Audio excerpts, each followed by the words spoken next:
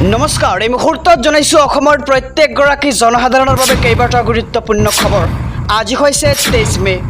আজিৰ দিনটোতে অসমৰ লগতে ভাৰতবৰ্ষৰ বিভিন্ন প্ৰান্তৰ পৰা কেইবাটাও গুৰুত্বপূৰ্ণ খবৰ যুগুত কৰা হৈছে। এই মুহূৰ্তত জনাইছো আজিৰ প্ৰথমটো খবৰেই ৰাজ্যবাসীৰ বাবে এটা ডাঙৰ খবৰ। সমগ্ৰ দেশ দহিছে ভয়ংকৰ গৰমে।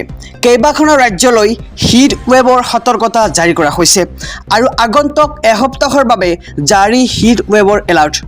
আৰু তাপমাত্ৰা বৃদ্ধি হ'ব সমগ্ৰ দেশজুৰি। অধিক তাপমাত্ৰা হ'ব 40ৰ পৰা 47 ডিগ্ৰী চেলচিয়াছৰ ভিতৰত। আৰু অসম উত্তৰ পূবত 3 দিনলৈ নহয় বৰষুণ।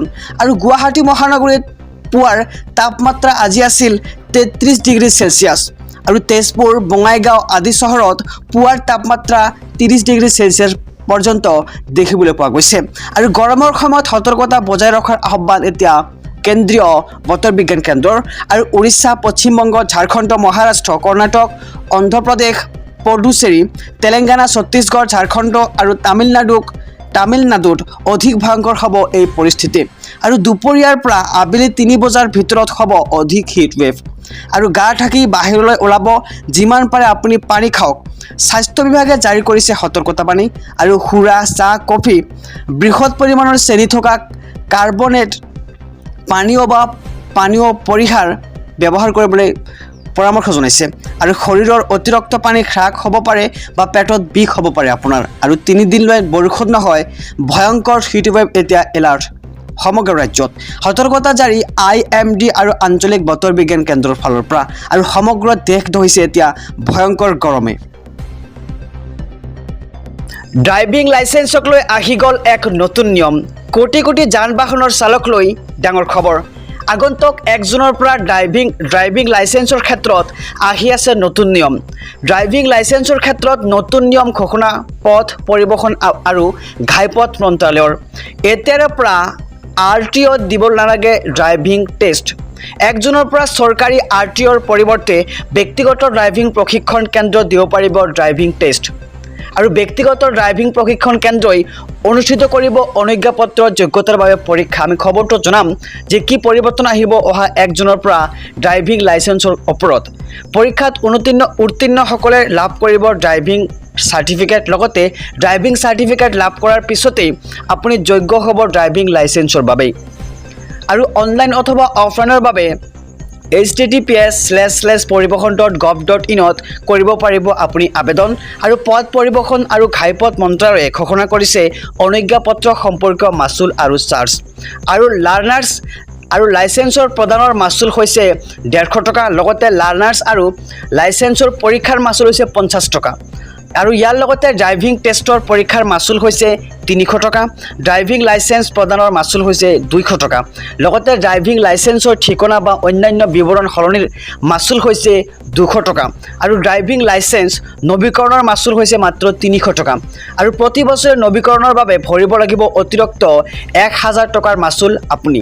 আৰু আন্তঃৰাষ্ট্ৰীয় ড্ৰাইভিং পাৰ্মিটৰ মাচুল হৈছে 1000 টকা। আৰু লাইচেন্সত আন এটা বাহন শ্ৰেণীৰ সংযোজনৰ মাচুল হৈছে 500 টকা। লগতে ড্ৰাইভিং লাইচেন্সৰ উপৰিও দেশত বহুকেইটা নতুন নিয়ম আহি আছে আগন্তুক 1 জুনৰ পৰা। আৰু দ্ৰুত বেগেৰে বাহন চলালে আৰু আপুনি এতিয়াৰে পৰা ভৰিব লাগিব 1000ৰ পৰা 2000 টকাৰ জৰিমনা। এটা সতৰ্কতামূলক খবৰ। কোটি কোটি SBI গ্ৰাহকক লৈ ডাঙৰ খবৰ।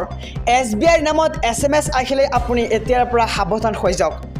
SBIৰ ৰিৱাৰ্ড পইণ্টৰ নামত দুষ্ট চক্ৰই প্ৰেৰণ কৰিলে SMS আৰু লিংক। এই লিংকত ক্লিক কৰিলেই খালী হ'ব পাৰে আপোনাৰ বেংক একাউণ্টটো। আৰু বহু SBI গ্ৰাহকক এইদৰে ঠগিছে এতিয়া প্ৰবঞ্চকে। SBIৰ তৰফৰ পৰা সতৰ্কতা কৰি দিয়া হৈছে এইবাৰ গ্ৰাহকক। আমি খবৰটো জনাইছোঁ যে কোটি কোটি SBI গ্ৰাহকলৈ ডাঙৰ খবৰ, কিয়নো এতিয়া প্ৰবঞ্চকৰ জালত আপুনি পৰিব পাৰে।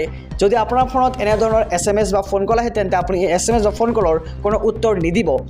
SBIৰ নামত SMS আহিলে আপুনি সাৱধান হৈ যাওক এতিয়াৰে পৰা, কিয়নো SBIৰ ৰিৱাৰ্ড পইণ্টৰ নামত দুষ্ট চক্ৰই প্ৰেৰণ কৰিলে SMS আৰু লিংক। আৰু এই লিংকত ক্লিক কৰিলে নিমিষতে খালী হ'ব পাৰে আপোনাৰ বেংক একাউণ্টটো। অত্যাধিক গৰমৰ বাবে বিদ্যালয়ৰ পাঠদানৰ সময়সূচী সলনি কৰা হৈছে। প্ৰাথমিক আৰু প্ৰাক প্ৰাথমিকৰ পাঠদান আৰম্ভ হ'ব পুৱা 7:30 বজাৰ পৰা আৰু প্ৰাথমিক আৰু প্ৰাক প্ৰাথমিকৰ দুপৰীয়া 12 বজালৈ চলিব পাঠদান।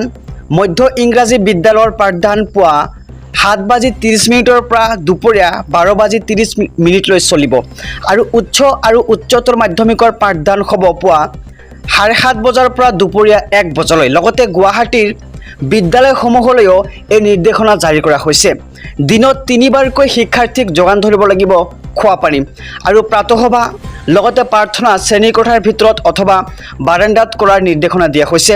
লগতে যোৰহাটৰ বিদ্যালয়সমূহৰ পৰিদৰ্শকৰ কাৰ্যালয়ে জাৰি কৰিছে এই নিৰ্দেশ আৰু আগন্তুক 1 জুনৰ পৰা বিদ্যালয়সমূহত পুৱা 8 বজাৰ পৰা হ'ব পাঠদান কাৰ্যসূচী।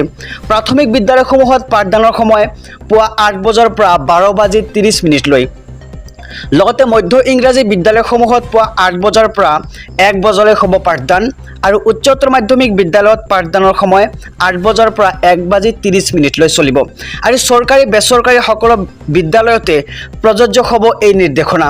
অত্যাধিক গৰমৰ বাবে বিদ্যালয়ৰ পাঠদানৰ সময়সূচী এতিয়া সলনি কৰিছে প্ৰশাসনে।